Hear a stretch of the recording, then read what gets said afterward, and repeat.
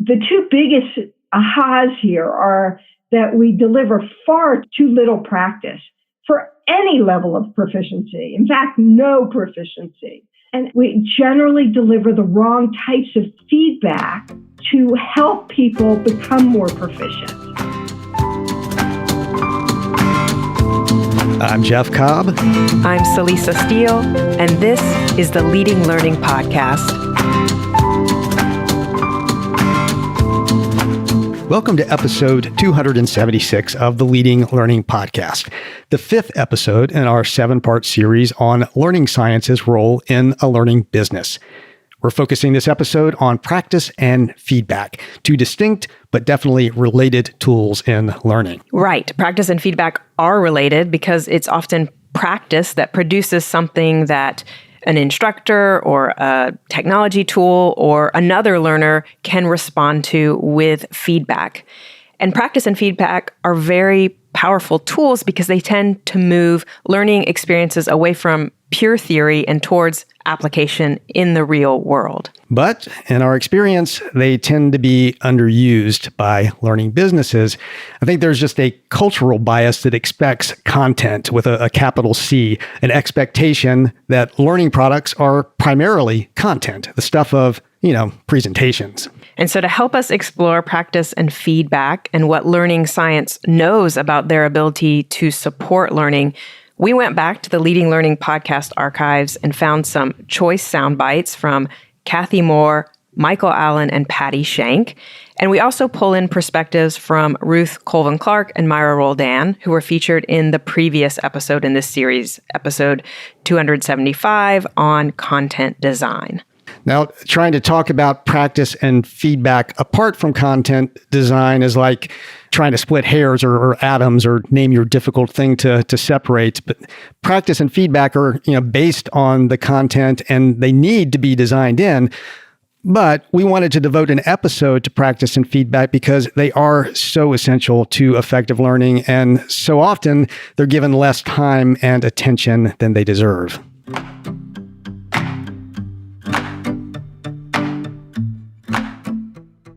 Let's start with technologist and learning professional Myra Roldan. What follows is from Celisa's conversation with Myra. What one aspect or tenet of effective learning, and I'm thinking in particular of something that's supported by good research and science, what one aspect or tenet do you wish was more broadly understood and supported by those designing and providing learning to adults? I do specialize in adult learning, and I also have a background in cognitive behavior. And so there is research, and I'm going to put this in simple terms because I hate using lingo. So this whole concept of learning by doing. So a lot of instruction that you see out there in the world, whether it's in higher education, workforce development programs, even these free e-learning courses or paid courses that you can take, they really focus on theory. So helping you to understand a concept. Where they fall flat is on this whole concept of hands-on. What do you do with that? How do you apply it? What are the scenarios in which you apply that? So I have this whole framework that my team uses and that we've developed around this whole concept of application, taking something from theory and being able to apply it in a real world setting. And that's where a lot of programs fall flat. Every single educational initiative that I've evaluated over the years, they fall flat on this whole concept of, okay, so now you do this, but how do you use it? Right? So the application piece. And I think that's really important.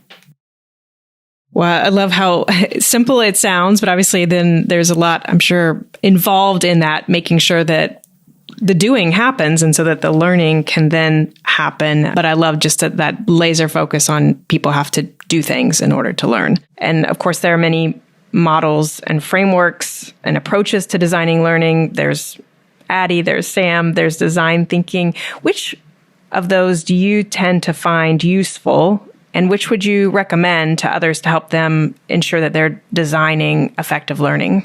Yeah. So when you think about Addy and SAM, those are really process-driven guidelines. So, you do an analysis, then you design, so it's not really a it's not really a framework for creating learning itself, but it's more of a process of like, what's the workflow? I think that design thinking has applications everywhere, but you need to look at your whatever solution you're creating as a product, right?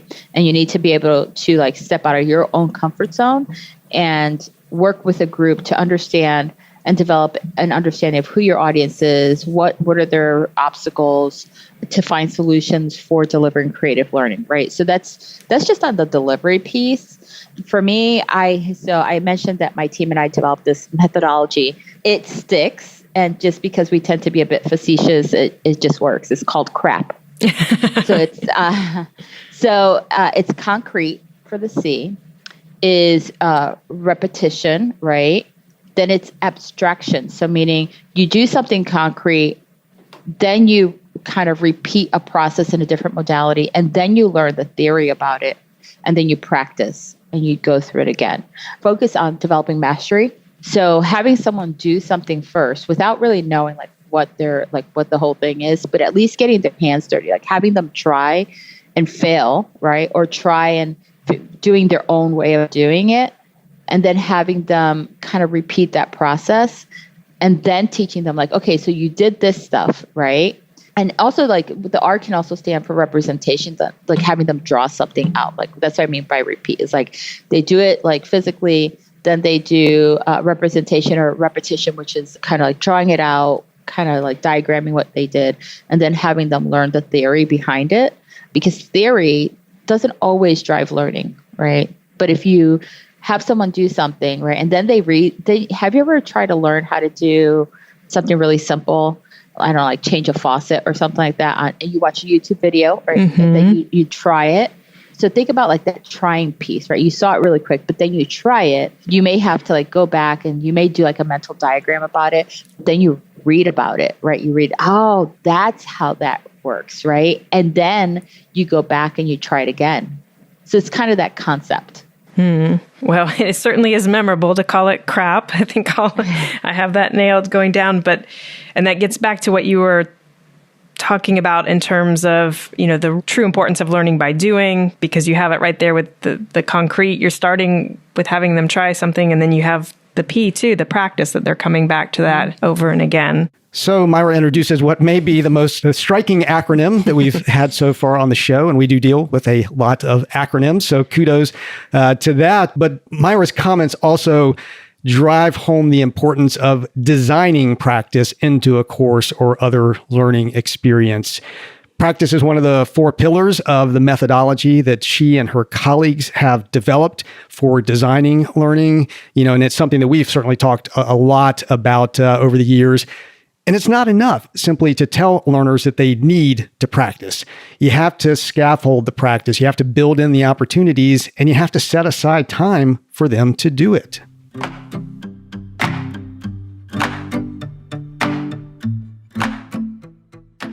Ruth Colvin Clark is one of the leading translators of academic research on learning science into practical advice for practitioners.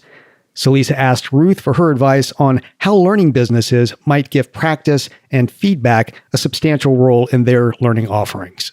So we know that practice and feedback are critical to learning and to improving, but I feel like there are also areas that get ignored. So sometimes we leave practice to happen after the course or class is over, or they're not done very well. Feedback might be sort of thin, or it's not specific for a particular user.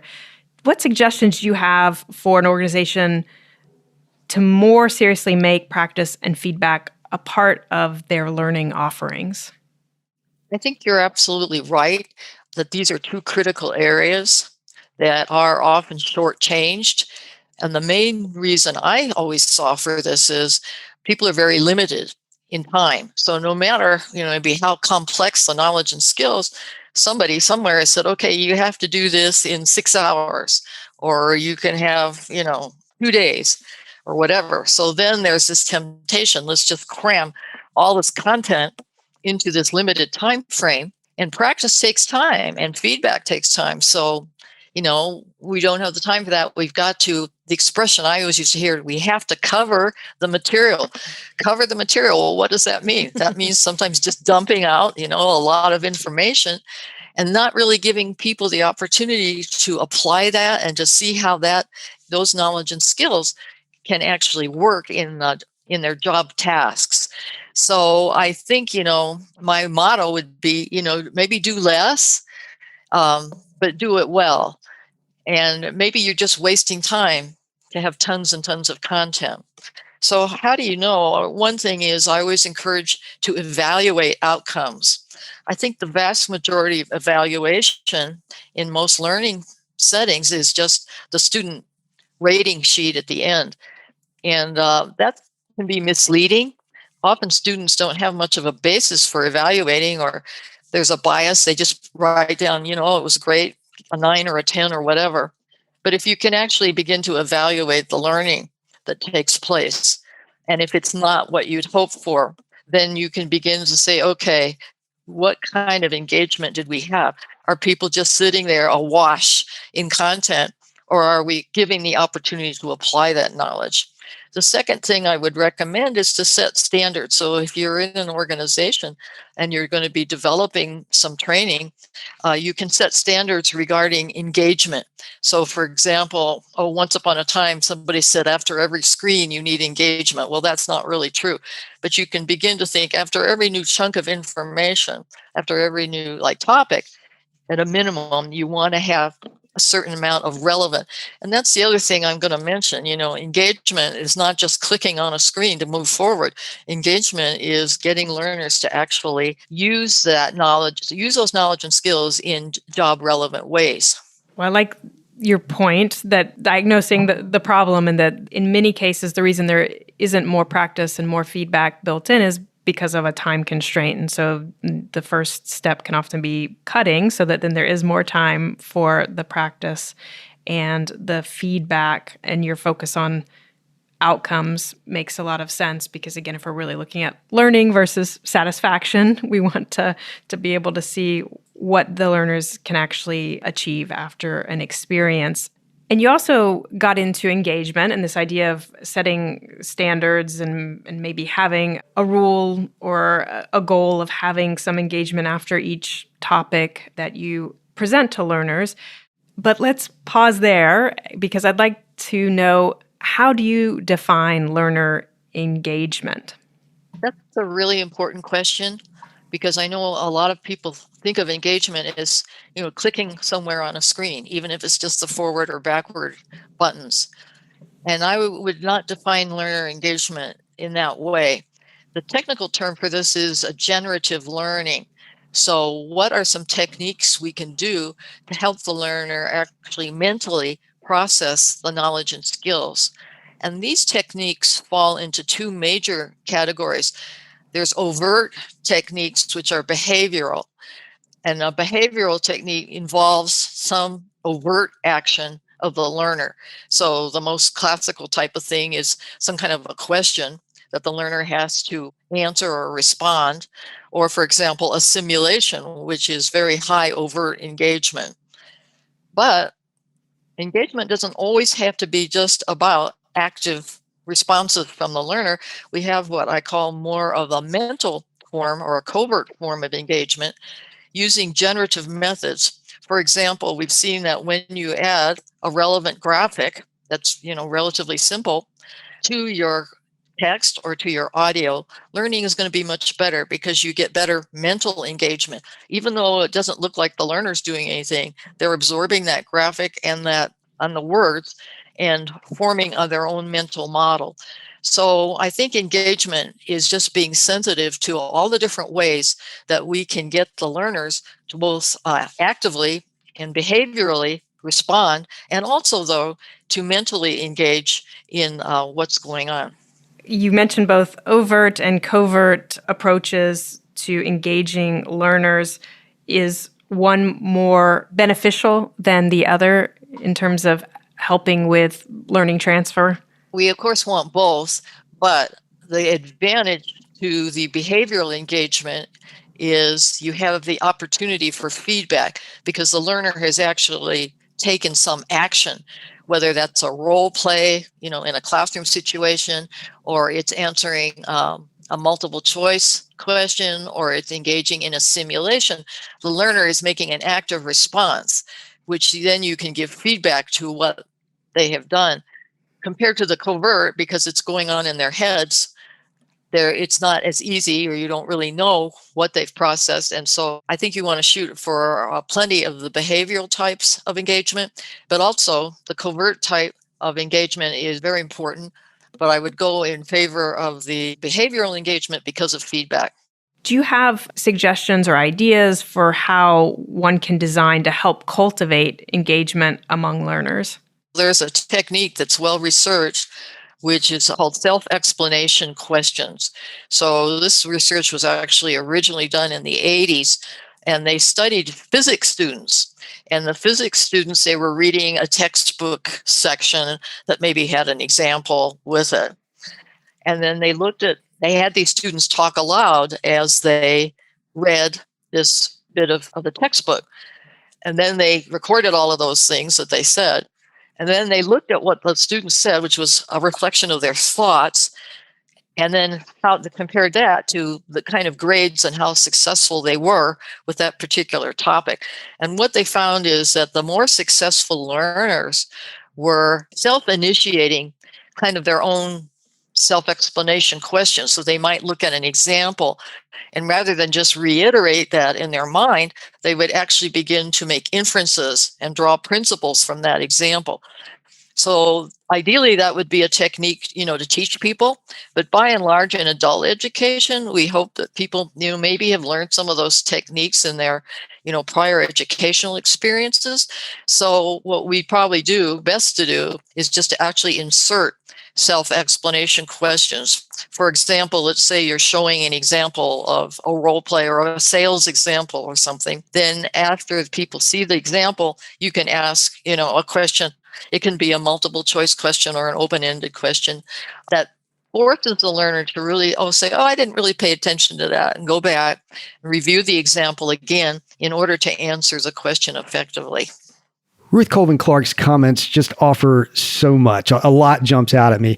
First, I think her assessment that time constraints are a big part of why practice and feedback get short shrift is just spot on.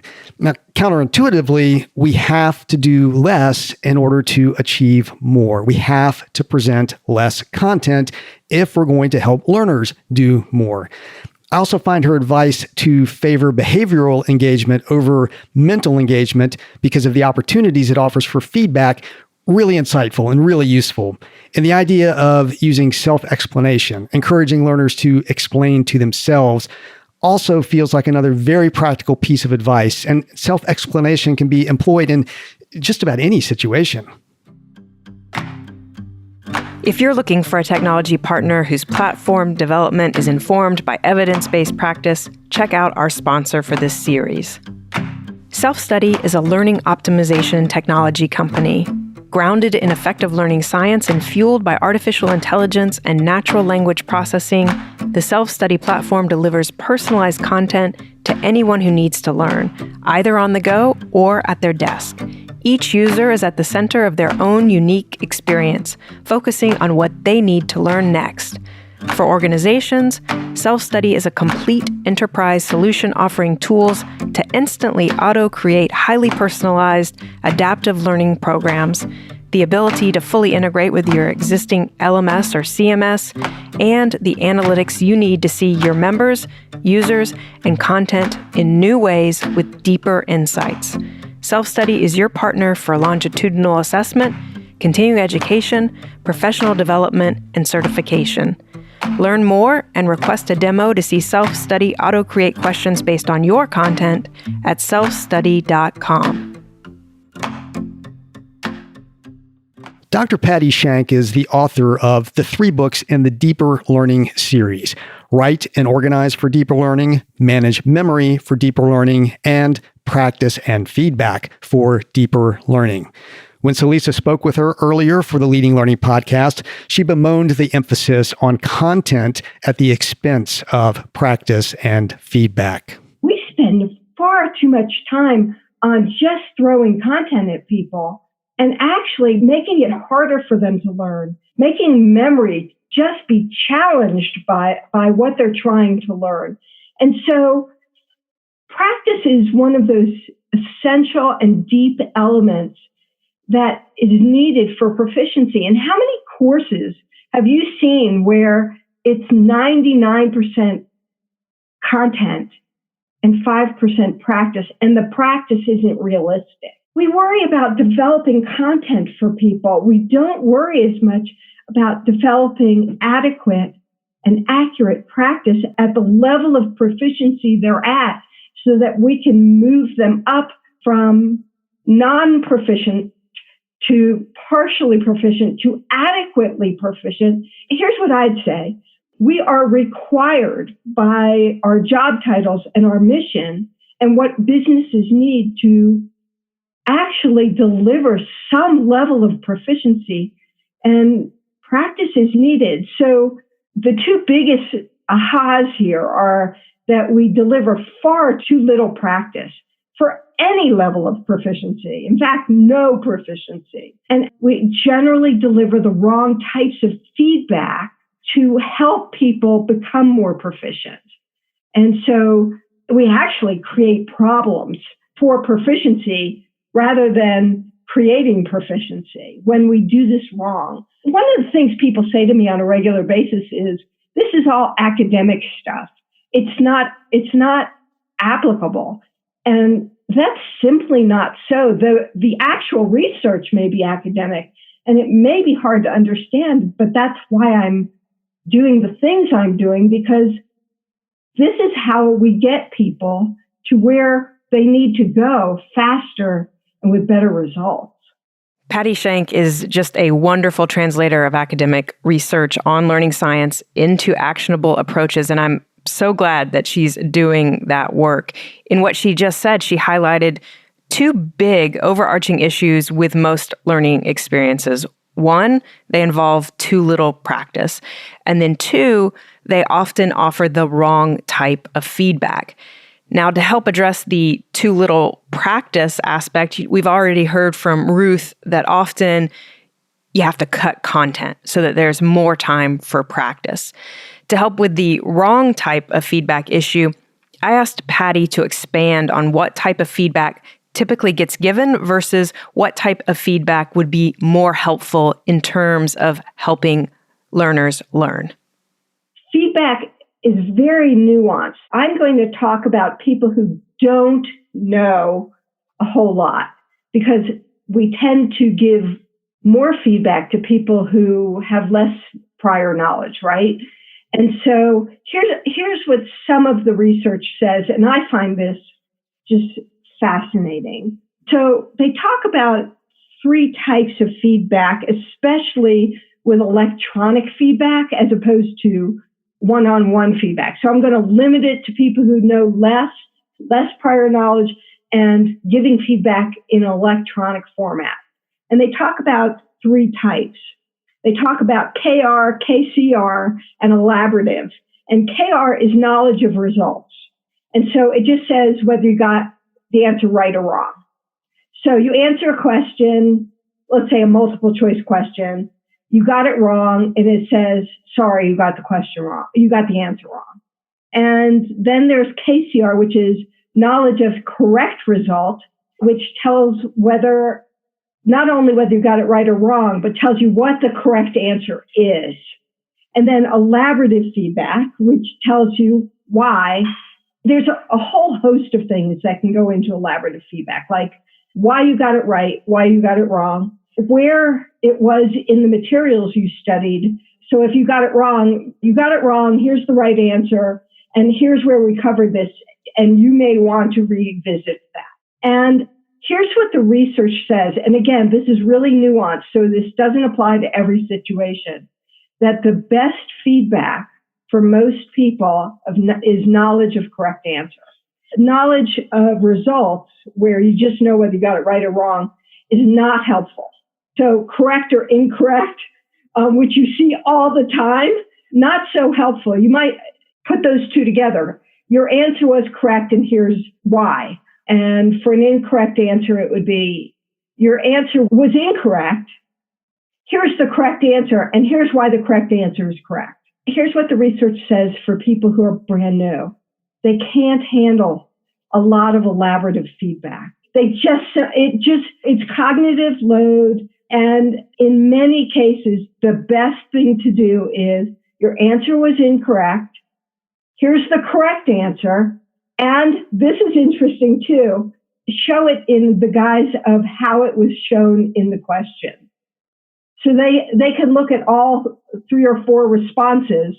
Here's the one that was correct. Here's yours.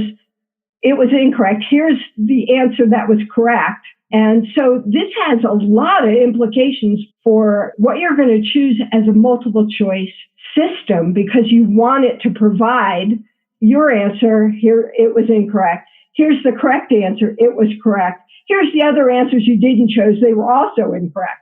That's already just a ton of information. You might at that point just put a link and said, if you'd like to review this, click here to go back to this information. And the answers are completely different for more advanced learners. They start talking about giving hints, letting people figure it out for themselves, those sorts of things. But if you do that with people who have less prior knowledge, they are instantaneously placed into an overload situation. We've already heard time constraints cited as a big reason why practice and feedback get short shrift. I think another big reason practice and feedback get short shrift is because they can be tricky to do well. And I think Patti Shank's comments show that they show just how truly nuanced feedback is, or how nuanced it should be. It's very complex. A blanket policy of always including elaborative feedback in an e-learning course might actually be doing learners a disservice if they're new learners. And I think Patti's comments also bring to mind Myra Roldan's emphasis on knowing your audience, knowing your customer. Understanding what they already know is going to be really key to providing appropriate feedback.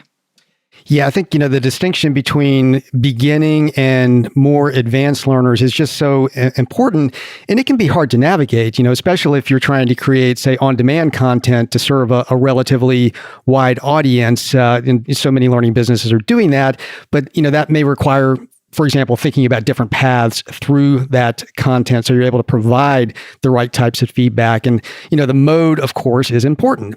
Patti focused her comments on asynchronous online learning, so more of that on-demand type approach. Live learning, whether you're talking about online or in a physical space, that's going to be a whole different ball of wax. And you might potentially have more possibility to adjust and respond on the fly, respond to the different levels of learners appropriately, but you have to be aware of that need.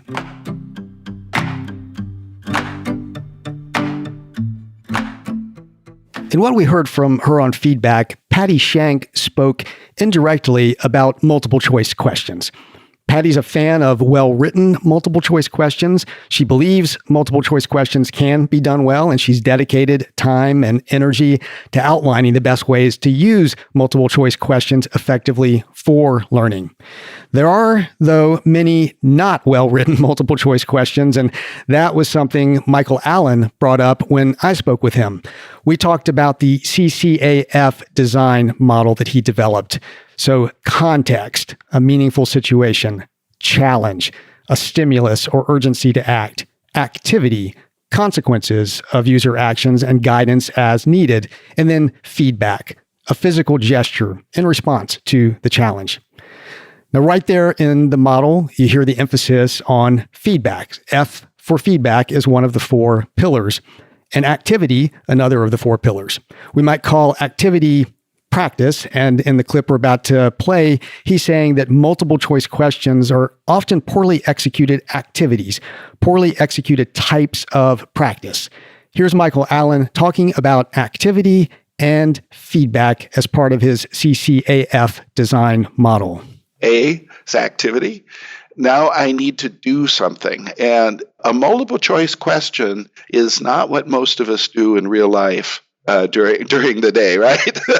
so those are not really good learning structures, So what we need to do is, as openly as possible, give people actions or gestures they can use to tell us what they would do in the face of this challenge. And if they can't do it, then they should ask. If they don't know they can't do it and try and fail, then we know what instruction we need to give them because we've seen how they fail. So the activity is really critical, and just asking somebody to recognize a correct answer is generally a very, very poor way of going about it. In fact, there's been so many courses that I've been asked to look at where I know nothing about the content, but I can meet the challenges because they're presented to me as multiple choice questions. And, you can do well enough on many multiple choice questions to get enough correct answers to make it look like you really know what you're doing. When in fact, at the end of this, I think, well, I got a certificate or congratulations, and I don't know really anything about this, right? So it's the activity that finally the feedback. To me, the feedback that makes the most difference is not somebody telling me, Michael, that was good and you're right, or Michael, my goodness, wrong. It's the feedback that shows me the consequences of what I did. So if I did things well, I want to see the happy outcomes. If I didn't do things well, I want to see the consequences of not doing things well, because it's going to help motivate me to learn what I need to and avoid those consequences. I really appreciate Michael's emphasis on making things as natural and authentic as possible. Let the feedback you provide in a learning experience be as close to the kind of feedback learners would get in the real world as possible, so that they understand the positive impact of doing something right or doing something well, and they can see the negative impact of doing something wrong or doing it not so well. If you think of parenting, this gets called natural consequences, right? So you just want to let people see how their actions play out in the real world. And of course, the same goes for practice or activity, to use Michael's nomenclature. The more clearly the practice mirrors learners' actual situations, the much better for learning. Yeah, and a little bit of a tangent to the current conversation, but Michael's whole approach to developing e-learning is very iterative and relies very much on feedback and feedback loops throughout that process. So as the learning business developing content, you ought to be looking for and using feedback. Now, Cathy Moore is another voice that we pulled from the archives because her action mapping model is very much in keeping with cutting content in favor of increased practice. Here's how she described action mapping when Celisa spoke with her. Very briefly, it is a model that helps us avoid doing information dumps and create more activity-centered training. So it starts with the question, what measurable improvement do we want to see in the organization as a result of this training? So in the case of an association, for example, it would be, what measurable improvement do our learners want to see in the performance of their organization or in their personal lives, whatever we're addressing? And when we start with that, we then list what it is that people need to actually do on the job to achieve this change. So we're avoiding jumping immediately to what they need to know, and instead we're listing what do they need to do and asking what makes it hard to do. Maybe they just need some additional resources. Maybe they just need a handy reference. Maybe they don't need training. But for some of the things, if they do need training, such as practicing doing the thing in a safe place, then we design practice activities, not information presentations, but practice activities. And in those activities, we link or provide optionally the information that they might need. And then the result is a very activity-focused experience, and the learners have the freedom to pull as much information as they need, rather than everybody having to sit through the same information presentation. The emphasis on practice activities makes complete sense when I hear Cathy explain the value of those activities. But given how much sense it makes, I wanted to ask Cathy why we don't see more practice, why we don't see more practice activities in learning products. Here's what she had to say. I think we have sort of a cultural issue, and I rant about it for an entire chapter of my book, and that is that education, as most of us experience it, is delivery of information and then testing to see if that information has survived in the memory. And so a lot of people think that training is teaching, and therefore training should be delivery of information followed by a knowledge check. And I think also in the world of professional continuing education, that's really entrenched because we are focusing on certificates or hours that people spend in class rather than what can they do. So it's a mindset shift, and it's a scary mindset shift because we're so familiar with the information delivery and testing model. That key word that Cathy uses just really jumps out at me, mindset. It's amazing how many things come back to a need to shift mindset.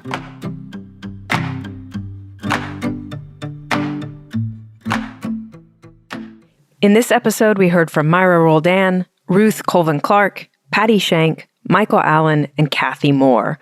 All of them are learning designers whose work is well grounded in learning science, and all of them believe practice and feedback to be critical aspects of effective learning. And for this episode, we want to offer not a resource, but an assignment. A resource is more content. An assignment is a practice opportunity. So choose one or more of your learning offerings to audit. Try to find a product that's representative in some way. Maybe not of all that you offer, but of a particular product line or a format type. In the offering or line of offerings that you choose, what feedback and practice opportunities do you offer your learners? Did you devote the same time and energy to those practice and feedback opportunities as you devoted to content development? Did you use evidence-based approaches to building in practice and providing feedback? And then finally, based on your informal audit, what changes would you make to how you design and develop offerings in the future? You'll find these 4 questions at leadinglearning.com/episode 276, along with a transcript of this episode and more. At leadinglearning.com/episode 276, you'll also see options for subscribing to the podcast. If you're not already subscribed, please do subscribe. That means you won't miss future episodes, and it means we get some data on the impact of the podcast. We'd be really grateful if you take a minute to rate us on Apple Podcast. So Lisa and I personally appreciate it, and those reviews and ratings help us show up when people search for content on leading a learning business.